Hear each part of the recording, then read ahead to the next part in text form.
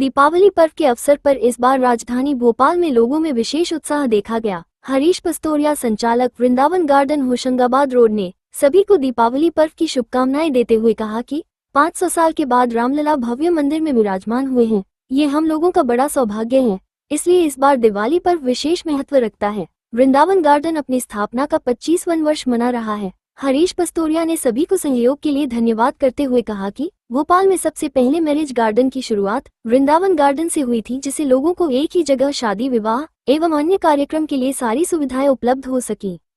दीपावली पर्व हम भारतवासियों के लिए सबसे बड़ा महापर्व है, जिसको पूरा देश एकजुट होकर मनाता है और रोशनियां करके और दीप प्रज्वलित करके खुशियां मनाई जाती हैं।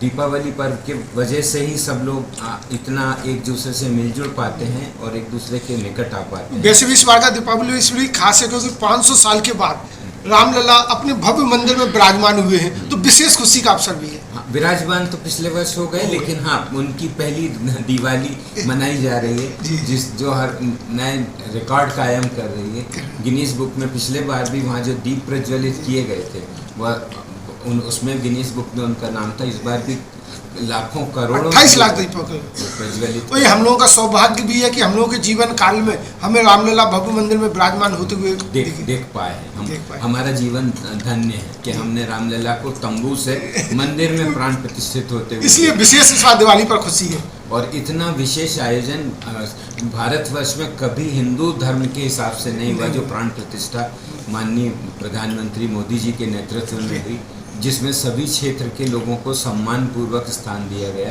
और सब एकजुट होकर उसमें इकट्ठे। Pastariya ji, 2001 you are the first one to bring the concept of marriage garden in Bhopal. First one marriage garden in Bhopal, Vrindavan garden. Yes, yes. 24 years of glorious service to the public. Now it is going to celebrate its silver jubilee years. Yes. What will you say? समय का बदलाव है। जिस जमाने में Vrindavan garden की शुरुआत हुई, भोपाल शहर में व्यवस्थाएं होती नहीं थी। स्कूल के मैदानों में, खेल मैदानों में शादी ब्याह होते थे। होटलें भी ऐसी नहीं थी जहां शादी ब्याह संपन्न हो। सारी डिपेंडेंसी टेंट हाउस पे होती थी। टेंट हाउस पर ही बैठ के पार्टी, टेंट की बुकिंग, हलवाई की बुकिंग वगैरह वगैरह कराती थी। ये कॉन्सेप्ट देने के बाद ये हो गया कि एक ही छत के नीचे पार्टियों को सारी सुविधाएं मिलने लगी। उन्हें टेंट वाले के पास, लाइट वाले के पास, कैटरिंग वाले के पास कहीं जाना नहीं, एक ही छत के नीचे उन्हें सब सुविधाएं मिल। ये रोल मॉडल रहा वृंदावन गार्डन, जो बाकी लोगों ने उसको फॉलो किया, फिर तो आज लोगों को बड़ी सुविधाजनक हो गया। जी। जिस लोगों ने इसको सराहा भी, क्योंकि उनकी जो जिम्मेदारियां थी वो एक तरह से बहुत ही कम हो गई। उन्हें सिर्फ बाजार हाट जाने की जरूरत। उम्मीद करें कि इस रजत जयंती वर्ष में वृंदावन गार्डन और ऊंचाइयों को छुए। सबकी ओर से बहुत बहुत शुभकामनाएं।